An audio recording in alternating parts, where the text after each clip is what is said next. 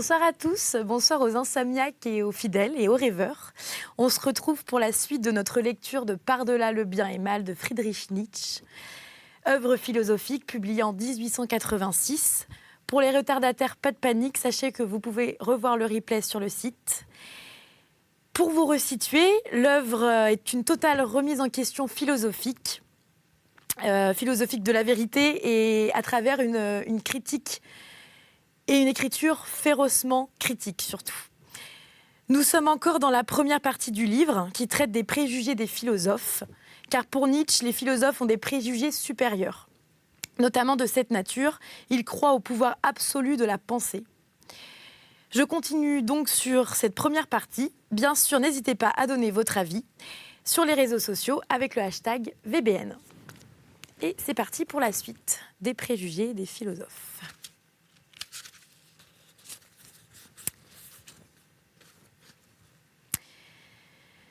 Dans toute philosophie, il arrive un moment où la conviction du philosophe monte sur la scène.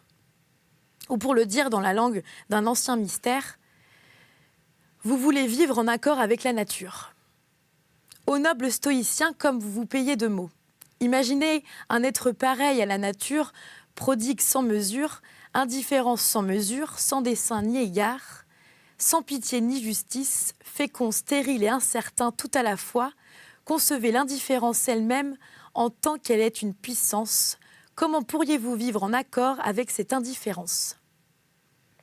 Vivre, n'est-ce pas justement vouloir être autre chose que cette nature ? La vie ne consiste-t-elle pas à chose que cette nature ? La vie ne consiste-t-elle pas à juger, préférer, être injuste, limité, à vouloir être différent ? Et à supposer que votre maxime « vivre en accord avec la nature » signifie au fond vivre en accord avec la vie. À quoi bon ériger en principe ce que vous êtes et devez être ? La vérité est bien différente. Alors que vous vous exaltez en affectant de lire votre loi dans le livre même de la nature, vous êtes bien différente. Votre orgueil entend régenter jusque-là la nature et lui inculquer votre morale et votre idéal. Vous exigez que la nature soit conforme à la doctrine du portique. En dépit de tout votre amour de la vérité, vous vous contraignez si longuement, si obstinément, si rigidement à voir la nature sous un aspect erroné que vous n'êtes pas plus capable de la voir autrement. Et je ne sais quel insondable orgueil vous dispense en fin de compte l'espoir insensé que parce que vous entendez à vous tyranniser, la nature se laissera tyranniser à son tour. Mais c'est là une antique, une éternelle histoire. Ce qui advint jadis aux stoïciens advient aujourd'hui encore sitôt qu'une philosophie commence à croire encore elle-même. Elle crée toujours le monde à son image, elle ne peut pas faire autrement. La philosophie est cet instinct tyrannique, la volonté de puissance, sous sa forme la plus spirituelle, l'ambition de créer le monde, d'instituer la cause première. J'ai l'impression que, de nos jours, tout le monde feint d'ignorer l'influence de Kant sur la philosophie allemande et de glisser prudemment sur la question de la valeur qu'il s'est lui-même attribuée. Avant tout et par-dessus tout, Kant était fier de sa table des catégories. Il affirma de cette table qu'elle représentait ce qu'on avait pu tenter de plus difficile pour la cause de la métaphysique. À supposer qu'il ne soit pas trompé sur ce point, le fait est en tout cas que le développement de la philosophie allemande et sa rapide floraison ont dépendu de cette fierté et de l'ardeur des jeunes penseurs à découvrir, si possible, des choses qui leur fissent encore plus honneur et surtout des facultés nouvelles. Comment les jugements synthétiques, a priori, sont-ils possibles ? Non pas, hélas, en 3 mots, mais si longuement et si gravement, avec une telle dépense de profondeur et de fioriture germanique, que l'on n'entendit pas la joyeuse niaiserie allemande qui se cache au fond de cette réponse. Mais de telles réponses appartiennent à la comédie, et il est temps enfin de remplacer la question kantienne. Comment les jugements synthétiques a priori sont-ils possibles ?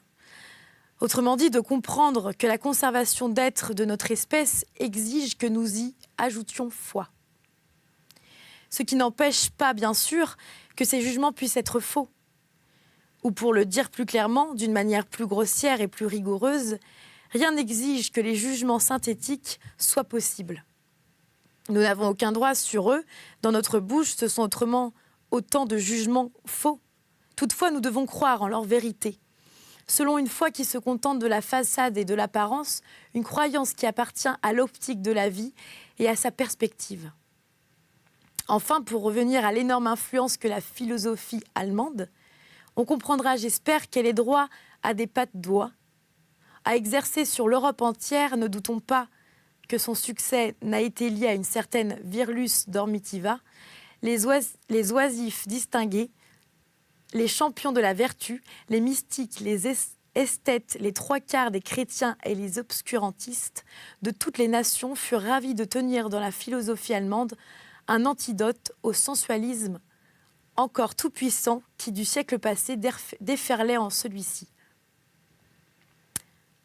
Entre toutes les théories, l'atomisme matérialiste est une de celles qui ont été le mieux refutées.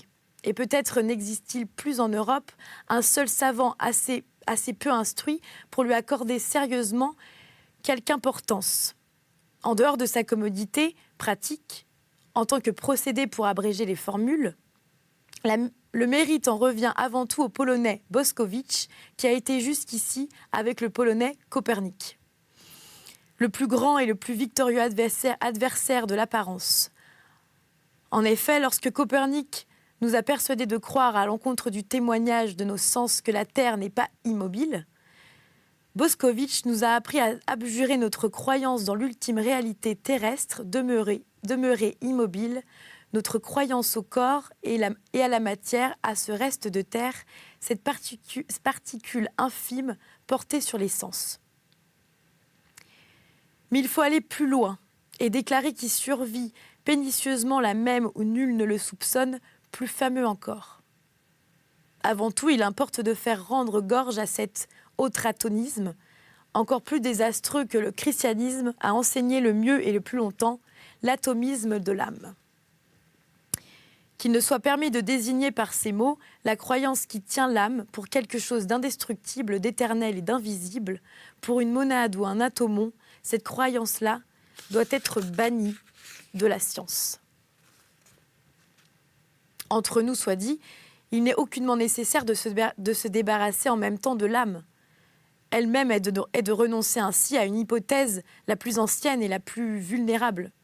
Ne serait-ce répéter la maladresse des naturalistes qui, sitôt qu'ils touchent à l'âme, la laissent échapper. La voie est ouverte, qui nous permettra de donner des expressions neuves et plus raffinées de l'hypothèse de l'âme, des notions telles que âme mortelle, âme multiple, âme édifice commun des instincts et des passions, réclament désormais leur droit de cité dans la science. Il est vrai qu'en mettant fin à l'ancienne superstition qui a proliféré autour de la représentation de l'âme, avec une luxuriance quasi tropicale, le nouveau philosophe débouche en quelque sorte sur un que pour les psychologues du passé, la tâche ait été plus commode et plus réjouissante. Lui cependant, n'ignore pas qu'en vérité, et qu'en dernière analyse, il est condamné par la même et inventé, et qui sait, peut-être à découvrir. Les physiologistes devraient réfléchir avant de poser que chez tout être organique, l'instinct de conservation constitue l'instinct cardinal. Un être vivant veut avant tout déployer sa force. La vie même est volonté de puissance et de l'instinct de conservation n'en est qu'une conséquence indirecte et des plus fréquentes. Bref, ici comme partout, gardons-nous des principes téléologiques superflus tels que l'instinct de conservation. Nous le devons à l'inconséquence de Spinoza. Ainsi le veut la méthode qui doit être essentiellement économe en matière de principes. L'idée que la physique n'est elle aussi qu'une interprétation du monde, une adaptation du monde à notre propre entendement, si j'ose dire, et non pas une explication du monde, commence peut-être à poindre dans 5 ou 6 cerveaux, mais dans la mesure où la physique se fie au témoignage des sens, elle passe et passera longtemps encore pour quelque chose de mieux, c'est-à-dire pour une explication. Les yeux et les doigts plaident pour elle. Le visible et le tangible sont de son côté. Voilà qui fascine, persuade et convainc un siècle dont le goût est foncièrement plébéien, car il ne se conforme instinctivement qu'aux normes éternellement populaires qui sont celles du sensualisme. Qu'est-ce qui éclaire ? Qu'est-ce qui nous éclaire ? Uniquement ce qui se laisse voir et toucher. Il convient donc de pousser n'importe quel problème jusqu'à ce point. À l'inverse, la magie de la pensée platonicienne, qui fut une pensée aristocratique, résida précisément dans son opposition aux évidences sensorielles. Peut-être cette pensée s'adressa-t-elle à des hommes qui pouvaient s'enorgueillir de sens plus vigoureux et plus impérieux que ceux de nos contemporains, mais qui surestimaient qu'il était plus glorieux d'en rester les maîtres en jetant par-dessus le tourbillon désordonné des sens, la tourbe des sens, comme dit Platon, un réseau de concepts exsangues, gris et glacés. Ce dépassement du monde, cette interprétation du monde à la manière de Platon, comportait toute une autre jouissance que celle que nous proposent les physiciens aujourd'hui, ou parmi les ouvriers de la physiologie, les darwinistes et les antifinalistes, avec leur principe du minimum d'énergie et du maximum de bêtises. Là où l'homme n'a plus rien à voir ni à toucher, il n'a pas plus à chercher non plus. Voilà certes un autre impératif que celui de Platon, mais qui pourrait fort bien convenir dans les temps futurs à une rude et laborieuse race de mécaniciens et de constructeurs de ponts qui n'aura plus qu'à accomplir que de grossiers travaux. Pour faire de la physiologie sans mauvaise conscience, on doit s'en tenir à l'idée que les organes des sens ne sont pas des phénomènes au sens que la philosophie idéaliste donne à ce mot, car ils ne sauraient être des causes.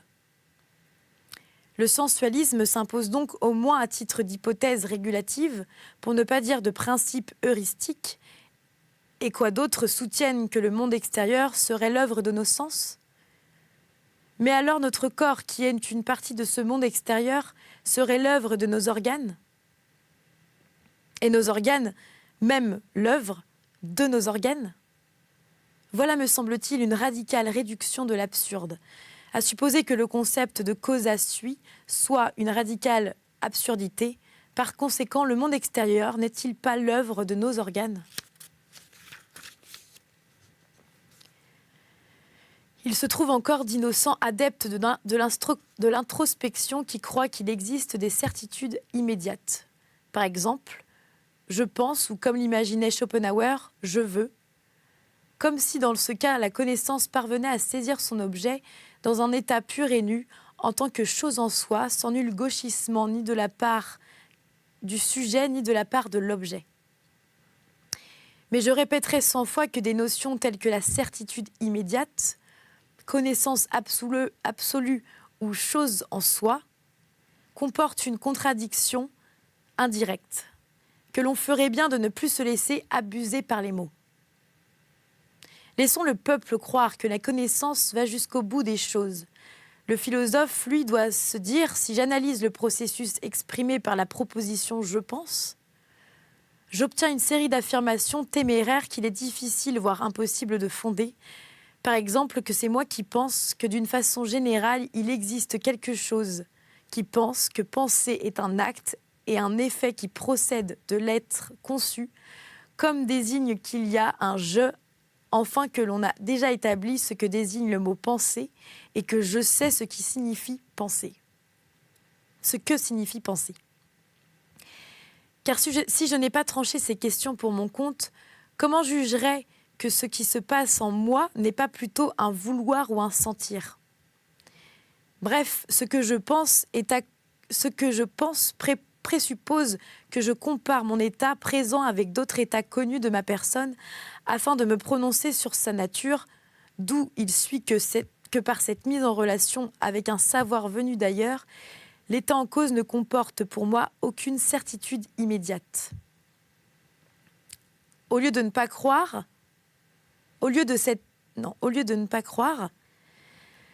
cette certitude immédiate à laquelle le peuple ne manquera pas de croire, Le philosophe ne rencontre qu'une série de questions métaphysiques, véritables cas de conscience intellectuelle qui se poseront en ces termes. D'où me vient la notion de pensée? Pourquoi crois-je à la cause et à l'effet? Où prends-je le droit de parler d'un « je » et même d'un « je » qui serait cause et pour comble cause de la pensée? Celui qui s'autoriserait d'une sorte d'intuition de la connaissance pour répondre sur le champ à ces questions métaphysiques, comme quand on déclare « je pense et sais que ceci au moins est vrai, réel et certain », celui-là rencontrera un sourire de 2 points d'interrogation chez le philosophe d'aujourd'hui. Monsieur, lui fera-t-il peut-être observer « il est peu probable que vous ne vous trompiez, mais pourquoi vous faut-il à toute force de la vérité ?» Pour ce qui est de la superstition des logiciens, je ne me lasserai jamais de souligner un petit fait que ces esprits superstitieux ne reconnaissent pas volontiers, à savoir qu'une pensée se présente quand elle veut et non pas quand je veux, de sorte que c'est falsifier la réalité de dire « le sujet « je » est la condition du prédicat « pense ». Quelque chose pense, mais que ce que quelque chose soit justement l'antique et fameux « je », voilà pour nous exprimer avec modération une simple hypothèse, une assertion, et en tout cas pas une certitude immédiate. En définitive, ce quelque chose pense affirme déjà trop, ce quelque chose contient déjà une interprétation du processus et n'appartient pas au processus lui-même. En cette matière, nous raisonnons d'après la routine grammaticale. Penser est une action, toute action suppose un sujet qui l'accomplit. Par conséquent, c'est en se conformant à peu près au même schéma que l'atomisme ancien, s'efforça de rattacher à l'énergie qui agit une particule de matière qu'elle tenait pour son siège et son origine, l'atome. Des esprits plus rigoureux nous ont enfin appris à nous passer de ce reliquat de matière. Et peut-être un jour, les logiciens s'habitueront-ils eux aussi à se passer de ce quelque chose, auquel s'est réduit le respectable du « je » du passé. Ce n'est certes pas le moindre charme d'une théorie que d'être réfutable. C'est ainsi qu'elle attire les esprits déliés. Il semble bien que la théorie, 100 fois réfutée du libre arbitre, ne doive sa survie qu'à ce genre de charme. Il vient toujours quelqu'un qui se sent de taille à la réfuter encore. Les philosophes ont coutume de parler de la volonté comme si c'était la chose la mieux connue du monde. Schopenhauer nous a même appris que nous ne connaissons au fond que la volonté, que nous la connaissons de part en part, mais sans y ajouter ni retrancher quoi que ce soit. Mais j'ai l'impression que dans ce cas aussi, Schopenhauer n'a fait que suivre les habitudes des philosophes, qu'il a repris et exagéré un préjugé populaire. Avant tout, il me semble que la volonté est quelque chose de complexe, dont l'unité est purement verbale, et c'est effectivement dans l'unicité du mot que se dissimule le préjugé populaire qui a trompé la vigilance toujours médiocre des philosophes. Soyons donc plus vigilants et moins philosophes, disons que tout acte de volonté comporte premièrement une pluralité de sentiments, le sentiment de l'état initial, le sentiment de l'état terminal, le sentiment du mouvement lui-même qui conduit de l'un à l'autre, en outre un sentiment musculaire concomitant qui, par une sorte d'habitude, entre en jeu sitôt que nous voulons, même si nous ne remuons pas les bras et les jambes. Il nous faut donc tenir un sentiment, ou mieux un agrégat, de sentiments pour une composante de la volonté, mais secondement, la pensée y entre aussi, car tout acte de volonté recèle une pensée qui le commande, et n'allons pas croire que nous puissions retrancher cette pensée du vouloir, la volonté s'évanouirait du même coup. Troisièmement, la volonté n'est pas seulement un amalgame de sentiments et de pensées, mais avant tout un mouvement passionnel. Cette passion de commander dont il a toujours été question. Ce qu'on nomme libre arbitre est essentiellement notre sentiment de supériorité à l'endroit de celui-ci qui doit obéir. Je suis libre, il doit obéir. Cette conviction réside au fond de toute volonté, de même que cette tension de la volonté, ce regard direct qui ne fixe qu'une chose, ce jugement radical que ceci importe à présent et rien d'autre. Cette intime certitude que l'on sera obéi est tout ce qui appartient encore à la physiologie du commandement. Un homme qui veut commande en lui-même à quelque chose qui obéit ou dont il se croit obéi. Mais considérons maintenant l'aspect le plus singulier de la volonté, de cette chose si complexe pour laquelle le peuple n'a qu'un mot. Si dans le cas envisagé, nous sommes à la fois celui qui commande et celui qui obéit, et si nous connaissons en tant que sujet obéissant la contrainte, l'oppression, la résistance, le trouble, sentiment qui accompagne immédiatement l'acte de la volonté, si d'autre part nous avons l'habitude de nous duper nous-mêmes en escamotant cette dualité grâce au concept synthétique du moi, on voit que toute une chaîne de conclusions erronées et dont de jugements faux sur la volonté elle-même viennent encore s'agréger au pouvoir. Ainsi, celui qui veut, croit-il de bonne foi qu'il suffit de vouloir pour agir ?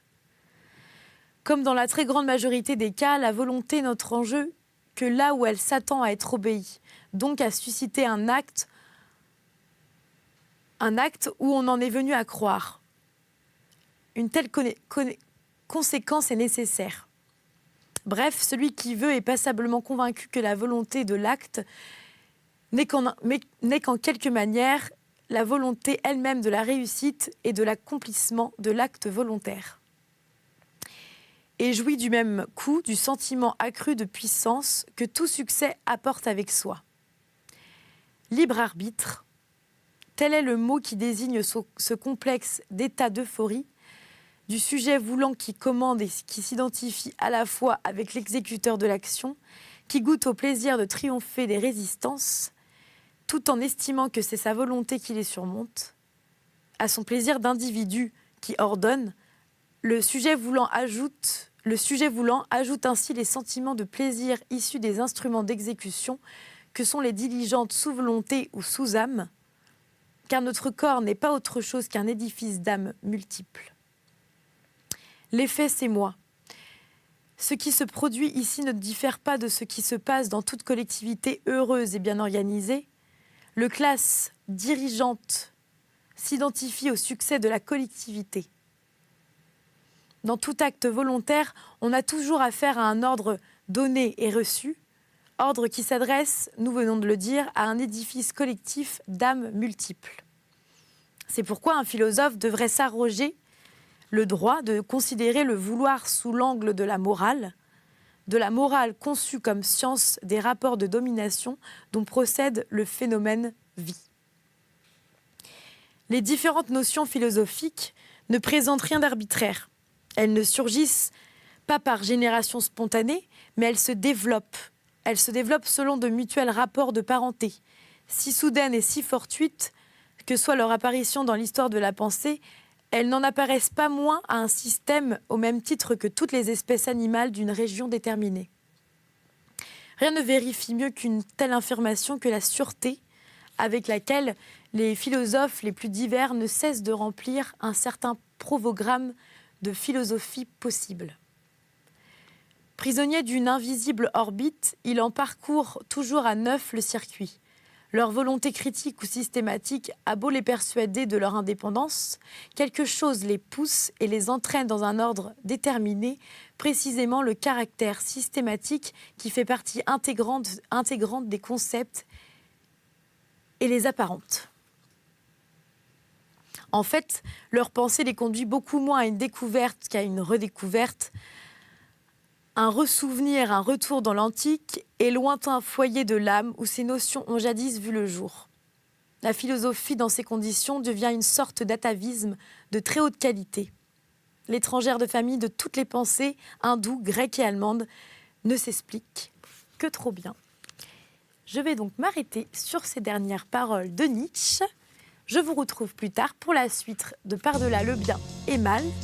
En attendant, comme à mon habitude, je vous laisse une citation de Nietzsche, à savoir « Féconder le passé en engendrant l'avenir, tel est le sens du présent. Bonne méditation. À tout à l'heure.